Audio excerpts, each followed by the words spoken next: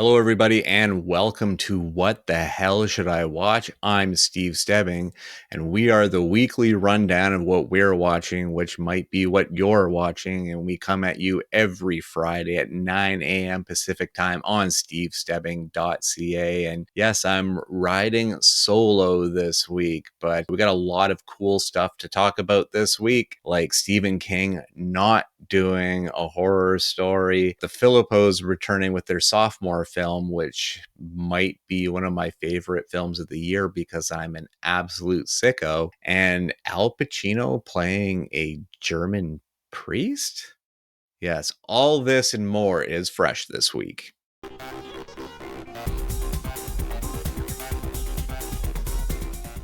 That's right, fresh for your eyeballs. And we're going to kick off with the film that was the Mystery Monday screening at Landmark Cinemas a couple of weeks ago. And I deduced that this was going to be the film, and it's one that I was really looking forward to. It won the Audience Award at the Toronto International Film Festival last year. This movie is The Life of Chuck, a life-affirming, genre-bending story based on Stephen King's novella about 3 chapters in the life of an ordinary man named Charles Krantz. Starring Tom Hiddleston, Chiwetel Ejiofor, Karen Gillan, Jacob Tremblay, and Mark Hamill. Written and directed by Mike Flanagan, based on the novella by Stephen King. The new film from Mike Flanagan, a definite favorite of mine. I don't think that there's been a project of his that I haven't liked. And he made a successful sequel to The Shining and is making a Carrie series. So I'm on board with anything he wants to do, especially when it comes to the world of Stephen King. But like I said, this isn't the horror Stephen King. This is the Shawshank Redemption, Stand By Me, The Green Mile, this Stephen King. That it's a different Stephen King. It's more into the existential and spiritual mindedness, because if you've read Stephen King, you know he does have religion at his core. But The Life of Chuck, at least Mike Flanagan's telling of the story, manages to not be heavy-handed with a religious method. I think even the word God is only said 2 or 3 times in the film, and in like one exact point of the film. And I know that this is slightly being marketed as a faith-based film. And honestly, if that is the case, I am very much on board with this type of more subtle faith-based storytelling.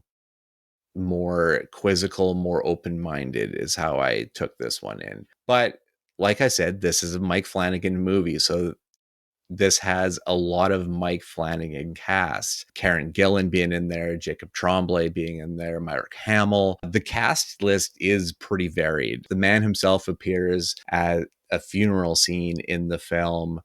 Also, Kate Siegel's in this one, Carl Lumbly, Rahul Kohli, Violet McGraw, Annalise Basso, Samantha Sloyan, Heather Langenkamp, plus some newbies in this that I assume just really wanted to work with Mike Flanagan. And the first one they had to coax out, Mia Sara, who plays Chuck's mother in this film. This is her return to acting, retired in 2013. She told Mike Flanagan that she would return to act for him after seeing Midnight Mass, which is a really killer series. So I could imagine that would lead to a need for collaboration. But you got to love that Mike Flanagan's productions all seem so cohesive from show to show and movie to movie that people continuously want to work for him. So that makes me like him a lot. And he is one of my favorite filmmakers out there. It's honestly, and it feels like I'm dodging talking about the movie, but it's really a hard movie to review, and a movie that I think largely has to be experienced organically. Even the trailer, which I'm running visually over this review, is very short, is very ambiguous, and finally it feels like a movie company, and in this case Neon, had the forethought to keep a film ambiguous and let the audience find out for themselves and not jam pack a 2 minute and 45-second trailer of exposition that gives away stuff in the movie. Looking at you, Red Hulk. But that said, it's honestly really hard to review. I'd say the first act is incredible and leaves you so jaw on the floor. I really liked this movie, and I came out of the film very positive and very enlightened feeling. Not enlightened, but I felt like I left with a smile on my face. I felt like this movie gave me a bit of serotonin just through the revelations that it gives you. Which is even more ambiguous and makes this film sound like a cult. It's not a cult. And this movie really doesn't work for everybody. If you listen to After the Credits, it fell short with my co-hosts. But I ended up liking this movie a lot more than I thought I would. And I really didn't know what I was getting into. All I knew it was Mike Flanagan and it wasn't horror. Let's get into the technical stuff here. I talked a few weeks ago about Fear Street, the Prom Queen, being scored by the Newton brothers, who have done a lot of other stuff. They scored this film as well. And it originally in 2020, this novella was actually optioned by Darren Aronofsky to direct, and somehow it landed in the lap of Mike Flanagan, who attacked the film as a very much like a passion project and actually had to like ask favors and basically make this on a very independent budget. And it turned out, in my opinion, to be a beautiful film. Where it scores at the end of the year for best movies of the year, I don't know. I'm still trying to solidify that. There have already been a lot of great movies, one of them which I'll talk about this week. But this one is an interesting film and memorable. Just don't know how it ranks as favorites. Next up is a little sliver piece in the giant hole that is the John Wick franchise. So sliding in between chapter 3 and chapter 4, we have this film, Ballerina. An assassin trained in the traditions of the Ruska Roma organization sets out to seek revenge after her father's death. Starring Ana de Armas, Angelica Houston, Gabriel Byrne, Lance Reddick, Norman Reedus, Ian McShane, and Keanu Reeves. It takes place between Parabellum and Chapter 4. It is the final role for Lance Reddick before his death, sadly. But the messed up thing, especially for Len Wiseman, is this film is the first film he directed in 13 years, which would be Total Recall if my memory serves. But Len Wiseman had, for an action fan, a really killer first 3 movies. He had Underworld, Evolution, and Live Free and Die Hard, which people can have their problems with Live Free and Die Hard, their ridiculous problems, but I think that movie is so much fun from beginning to end and gets the John McClane character exactly right, because Bruce wasn't going to let that one fail. But I just think it's so crazy that they brought him into the John Wick franchise and then he had to lifeline with Chad Stahelski. And once Stahelski righted the ship and they did test screenings, the test screening scores were like infinitely greater. So that kind of shows what the movie that was trying to be shopped before. As you expect, the film has great action sequences. Ana de Armas is an action hero that can carry this franchise on her shoulders. Keanu comes in every now and then to spice it up with the leading man's star power of, you know, everything the IP is based on. And Ian McShane is fantastic. I absolutely love him. Angelica Houston is really great. Everyone plays their roles to a solid genre degree, if you will. And I enjoy the movie as a whole, for sure. Like, it really works. Let's talk some technical stuff. The film was shot by Romain Locurbis, who did Taken 2 and Colombiana, 2 kind of middle action films, but the action sequences in both those films are really, really well executed. And that is also where Ballerina comes through as well. So he is good on seeing the action, which I enjoy. He also did the Netflix series Marco Polo, which is I think like it's got to be within the first 30 Netflix produced shows in the timeline. The film was written by Shay Hatton, who has the credit of writing John Wick Chapter 3, Parabellum, and 4, but also is the writing partner of Zack Snyder for the films Army of the Dead and Army of Thieves, which are both films that I did not like, as well as Rebel Moon Part 1 and 2, and do not get me started on either of those films, really. But he also wrote the original screenplay for Ballerina as like a standalone action film that had no place within the John Wick universe. So they kind of molded it to fit within it with the Ruska Roma organization. The film was scored by Tyler Bates, who's like a name you will see on so many different films for the last, I would say, greater than 2 decades now. Guardians of the Galaxy, any big action movie. He did all of the John Wick movies, and he did it all alongside a guy named Joel J. Richard, who these two are credited as the creators of the John Wick soundtrack sound.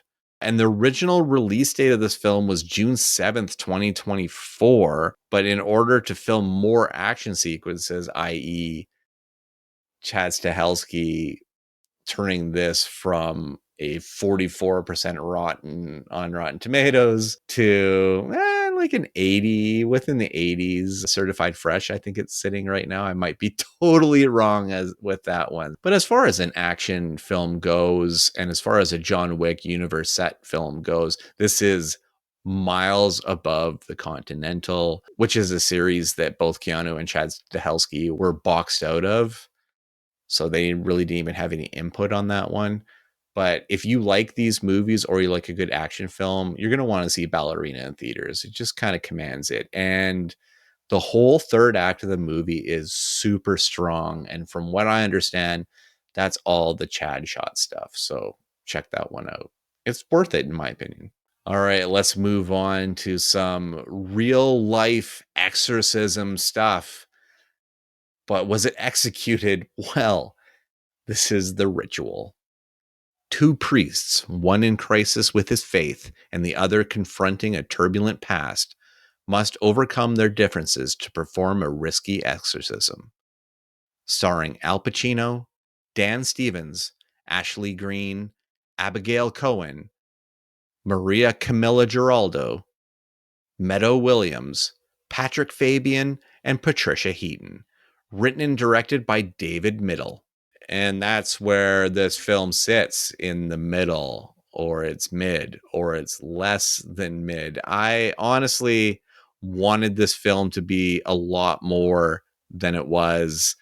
And this is based on a true story. I had some hopes that this would have some good payoff, or at least have some good scares to it, or some good what the fuck moments, but it really didn't. It didn't have anything that we haven't seen before when it comes to possession films. It wasn't scary in the bit. Everything felt very telegraphed. And the script is horrible. Dan Stevens is an absolute favorite of mine who can make anything work, including being an Indiana Jones Han Solo type monster dentist in Godzilla X Kong: The New Empire. Like, he can just make stuff work for some reason. He could not make this one work. It felt like he was uttering every cliche of a priest that's losing his touch with God and needs something to spur him back to the message. And it's really, really badly done. And Al Pacino has an insane German accent and terrible hair. Just terrible. Like, he's looking rough in this movie. And I feel like this is like the very rare horror film. I feel like Devil's Advocate is the only thing cusping on real horror that he's done. And The Ritual, I mean, we can call it a horror movie. It is a horror film, but this feels so subpar in so many ways. And there's really nobody else in this movie that can really bring it back to its feet, especially if Dan Stevens can't do it. Like Al Pacino's definitely not going to do it. And I don't know, this movie just largely doesn't work. And the postscript is more interesting than any of the storytelling. Just very badly executed. David Middle really doesn't have anything that I thought was interesting to his name or that I've seen. Talking technically now, the film was shot by Adam Biddle, who did Crank. So gotta love him for that, because Crank is a fucking insane masterpiece. So yeah, I called it a masterpiece.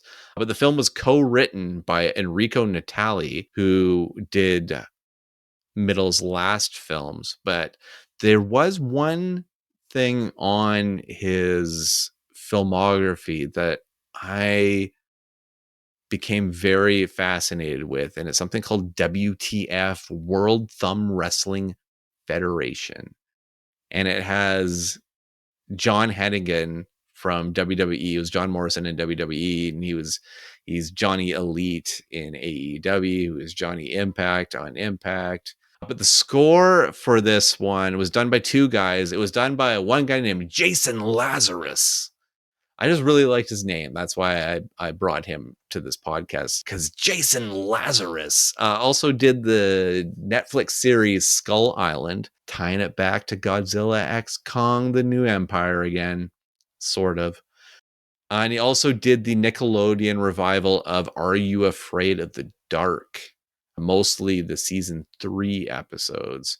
And it was also done by Joseph Trepanese, who I talked about a few weeks ago when I talked about that Viola Davis G20 movie, which was, in my opinion, a better movie than The Ritual, which is just a weird, fucked up thing to say. But I felt let down by this movie. Dan Stevens, you let me down. No, I'm not going to blame this on Dan Stevens. All right, let's take horror and elevate it to a new height.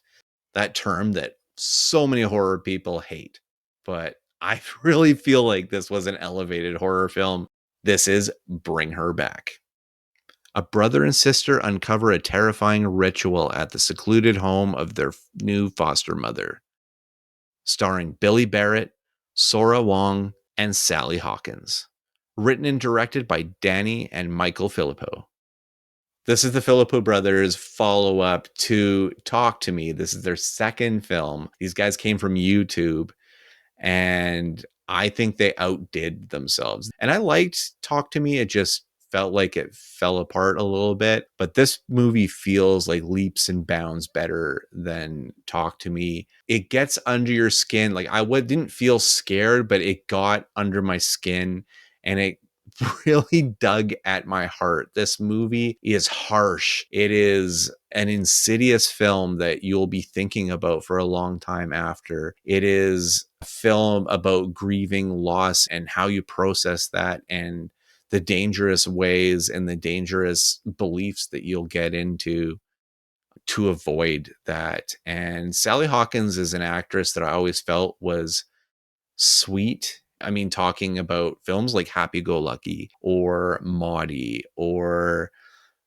even Shape of Water, her character in Shape of Water. Her portrayal of this Laura character, this foster mom, is deeply, deeply unsettling. This is such a crazy road for an actress to take. It's very in-depth and absolutely chilling. I can't imagine having to shake this role after putting yourself through this for so long. Like, it was an absolute tour de force performance. This is the kind of stuff that gets sad when it comes to awards time, that horror doesn't get that look, doesn't get that same regard, because Sally Hawkins really brings it in this film.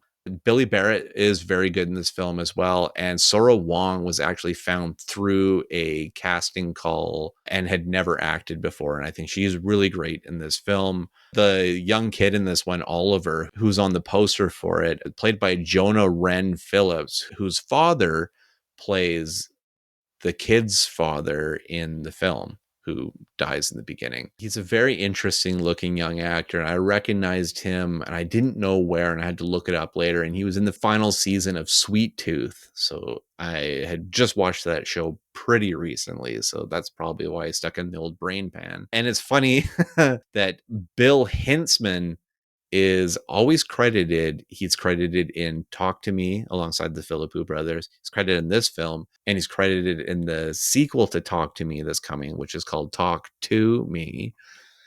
And it's funny to know that Bill Hintzman is actually the actor who played the opening zombie in Night of the Living Dead from George Romero. Fun fact. Let's get into the technical things on this one. The film was shot by Aaron McLiskey, who did Talk to Me with the Philippou brothers, but also did the very Australian series that I talked about a couple of weeks ago, Mr. In Between. It was also scored by Cornell Wilczek, who scored Talk to Me as well, who did the score for the upcoming Dave Franco and Alison Brie horror film Together, which I saw the trailer for before this, and it looks just wild. I can't wait for this film, the new film from Michael Shanks, and a film that I just learned about called Please Don't Feed the Children, which seems like a fascinating little horror film that I can't seem to find anywhere right now, but it's got an interesting cast to it, and I'm going to be hunting it down and will bring my findings back to this show. A fun fact, we almost didn't get this movie this quickly because the Philippou brothers at one time in 2023 were attached to making the Street Fighter film, which is currently casting right now. And they stepped away from the project to do this one because it just called to them and they had to do it. And I'm glad they did, because this film is so messed up. You're either going to like it or you're not. I think that this is one of the best films of the year. I'm probably going to have it in my top 10 at the end of the year because it is just, like I said, one which is just going to stick on the wall for 2025 and just be an unforgettable and unmovable object that I'm not sure if I'll ever be able to revisit again. It is that harsh. I might, but I'm a sicko, like I said. All right, let's move on to kind of an odd one. We're going to the foreign films. We're going to Asia for this next one. It is called The Monk and the Gun. An American travels into Bhutan in search of a valuable antique rifle and crosses paths with a young monk who wanders through the serene mountains, instructed by his teacher to make things right again. Starring Tandin Wanchuk, Tandin Sonam, and Harry Einhorn. Written and directed by Pao Choining Dorji. So this was a film that was sent as part of the For Your Consideration screeners from Kino Lorber. I think it was Kino Lorber last year for award season. I watched the film a handful of weeks ago, but it's been really hard to slate in some odd films here and there with everything coming out these days. So I thought I would pepper in right now because it's a film I think it'll only really appeal to the deep cinephile or the festival goer, because this feels massively like a festival film. It is like a slow, artful chase film through Tibet. If that makes any sense whatsoever, it is like a somber and quiet chase film, because you have this American antiques dealer that is trying to find this long sought after rifle so he can bring it back for big dollars in the US.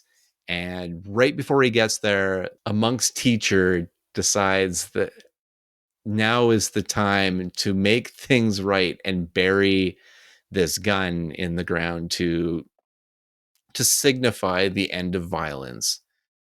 And it's basically a chase through the Tibetan landscape to retrieve this gun. And this film never portrays itself as your standard narrative film. Like, the chase aspect of it is the closest thing I could give it to substance of what an American film is like, but it does feel like a subdued and quiet Tibetan Coen Brothers chase film. Like, it just has an interesting quality to it. And I know a lot of people aren't going to check this one out, but I thought it was a fascinating one. And part of having the show is just bringing the weird shit to it every now and then. It was in the running for the best foreign films this year at the Academy Awards. I think it was cut after the first cut. All right, let's move on to what's on Blu-ray.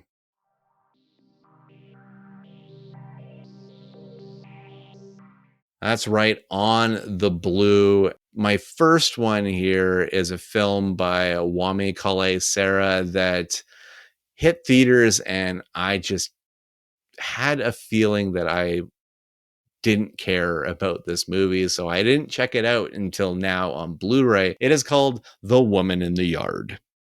A mysterious woman repeatedly appears in her family's front yard, often delivering chilling warnings and unsettling messages, leaving them to question her identity, motives, and the potential danger she might pose. Starring Daniel Deadwyler, Akwu Okpokwasili, Peyton Jackson, and Russell Hornsby. Directed by Wame Kale Sarah. I feel like even in the write-up there that this film is basically already showing its cards, already showing you what the third act is. And I struggle to talk about this movie without giving spoilers, but as soon as this movie kicked off, I knew where it was going. When we have been presented with a lot of mystery horror films in which we have twist endings where everything's all in somebody's head, or some characters don't exist, or that there's some kind of alter to the reality, we sniff it out really quickly. And this one disappoints me because I feel like Danielle Deadwyler needs to have a bigger and better career because she is a fantastic actress. And she's great in this film. She was great in The Piano Lessons. Just those movies were just kind of dogs. So in recent memory, she doesn't have a great track record with watchable films. And I also feel like the reveal of Akwu Okpakwasili's character was too quick and needed to marinate a bit. And none of this movie feels interesting. Like, very quickly, I felt that I was in a dull and listless chiller, like Sandra Bullock's Premonition, like a film where I know I don't care about it and I know very quickly. And I just have real issues with the film absolutely wasting my time, and that's exactly what this movie is, a complete waste of time. The film was shot by Paweł Pogorzelski, who is a great cinematographer. I mean, he did everything Ari. He did Hereditary, he did Midsommar, he did Beau Was Afraid.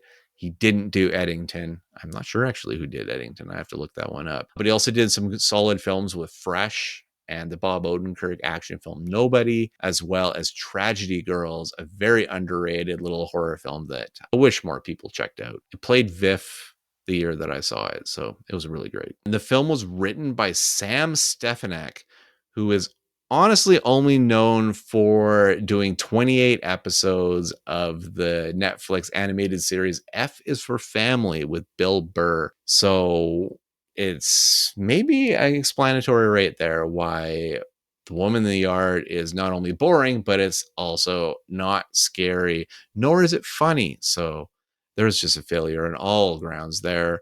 But the score was done by another legend, just like Tyler Bates. This guy's a legend who's been doing film scores for a couple decades now. His name's Lorne Balfe. And I feel like I talked about him recently with the Mission Impossible franchise because he did some of the scores for that one. And he's just really solid. But sadly, this film is not solid. When it appears for you on streaming, the best idea would be to not press play on it.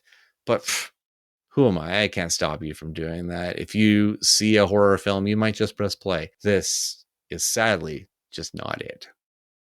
A quick one on the Blue this week. I got hooked up by a Warner Brothers and they sent through this beauty, Sean Connery 007 James Bond collection. This is the 6 Bond films that he did. This has Dr. No, From Russia with Love, Goldfinger, Thunderball, You Only Live Twice, and Diamonds Are Forever is in this one too. And this is actually really great because if you've seen from some of my movie journeys, I am going through the Bond collection from the beginning. So I've already done the first 3 films of the Bond series, but now I can dig into Thunderball and it'll be in glorious 4K. So I'm kind of pumped about that one. Plus, these films age really funny. And as much as I have a childhood love of the Bond movies, oh man, there's some stuff that is just really funny these days. Just really funny stuff. We're almost ready to get out of here. I just wanted to tell you about a few things I added to the library this week. That's right. New stuff to put on my shelves. First, we're starting off with the Bruce Campbell series Hysteria Season 1. I saw this one available to pick up and I knew that I needed to add it just on the simple fact of Bruce Campbell being in it. And with a social media handle like the Stevel Dead, if I'm not getting a Bruce thing, I don't deserve that moniker whatsoever. So of course I got it. It's also got Julie Bowen in it. For me, that is a big deal because the wife and I are currently making our way through Modern Family. So Claire Dunphy is everything to us. So to see her in the cast. Also, Garrett Dillahunt shows up in this one. Speaking of Hereditary, Millie Shapiro shows up in a few episodes of this one. And Nolan North, largely known as a video game voiceover actor who is the voice of Nathan Drake in the Uncharted series. A fun thing about Hysteria, this Blu-ray is the only way for you to pick it up. It is currently not available for streaming in Canada. So until that changes, this Blu-ray is your only shot to watch the new Bruce Campbell goodness, in which he's billed as special guest star every episode, even though isn't this his show? I'm a little confused by that whole thing. Jordan Vogt Roberts directed 2 of the episodes of season 1. And I love the dude because he did Kings of Summer as well as Kong Skull Island. The dude rocks. And then speaking of Tyler Bates, who I was literally just talking about, he does the score for this one. And he also does the theme song for this one. And it even incorporates Kerry King's infamous riff from the song Raining Blood by Slayer.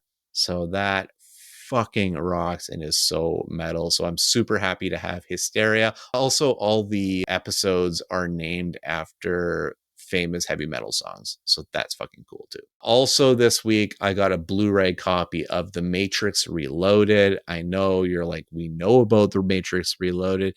Yeah, but it's on Blu-ray now in my collection and I can watch that really freaking cool highway fight scene, which is like a half an hour. I think it's a long scene, but it's great. The passable part of Matrix Reloaded, I can now watch on Blu-ray, and you should too if you just have the DVDs. Why not upgrade? Also, I have a music documentary, McCartney Now and Then, about, of course, one of the Beatles, Paul McCartney. So it immediately falls into my wheelhouse because we are a huge Beatles family in this household. The weird thing about this documentary is it is really hard to find any information on it. I feel like it's an unauthorized one that Allied Vaughn and Movie Zing just have in their catalog. So I thought that's kind of weird. So that's really my only thoughts on it right now until I get my eyes thoroughly through this movie because I haven't been able to find anything on it. So, of course, seeing one of the Fab Four on it, I had to own it. So there it sits in my collection. And lastly, Warner Brothers has released Yes Man in a new Digipack Blu-ray, and I really love Jim Carrey. It's another guy since my early teen years who I've always been about. And Yes Man is a hilarious movie, and it has Zooey Deschanel in a band called Munchausen by Proxy with some songs that I even had the MP3s for on my phone at the time. And it's a really, really funny movie, and I think I still quote it pretty regularly, which is a weird move, but I'm a weird dude. I already said I'm a sicko. I like Bring Her Back. Bring Her Back is going to be on my top 10 this year. And Friendship is going to be on my top 10. That's sicko territory. Movie sicko. This guy. Well, that brings us to the end of this episode. But what am I going to talk about next week?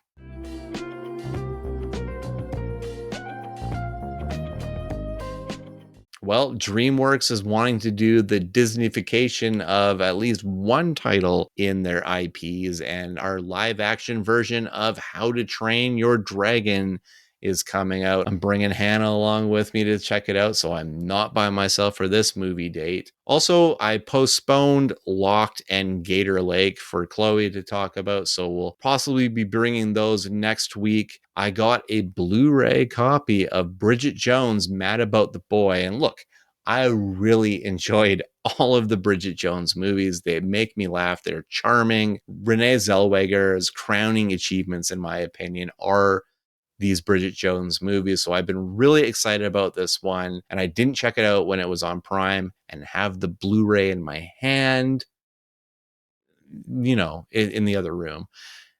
And I'm excited to watch it. Also in theaters, so I don't know if Penticton here is going to get it, so if I'm going to be able to see it. Materialist is coming out this Friday as this episode comes out. And hopefully the Phoenician Scheme is still playing in Kelowna, and I will check that out and bring it to the show. Also, I might bring the Ballad of Wallace Island to this show. The Matt Damon of What the Hell Should I Watch is this movie. Will I ever bring this movie to the podcast? I'm trying. I'm hoping. I'm striving for it. We'll see. But that brings us to the end of the episode. You can find me on Twitter, Letterboxd, Instagram, Threads, and Blue Sky at The Stevel Dead. You can find Chloe on Letterboxd at HoneyBunChloe. You can find all of these episodes on stevestebbing.ca or on the YouTube page. Just look up Steve Stebbing. We're also on shiftheads.ca. You can also check me out every Friday at 8 p.m. Eastern Time on Shane Hewitt and the Night Shift, found on Toronto's News Talk 1010 on the iHeartRadio network. You can also find it in podcast form wherever you get your pods. So that empties out our list for this week. Until next week, bye-bye.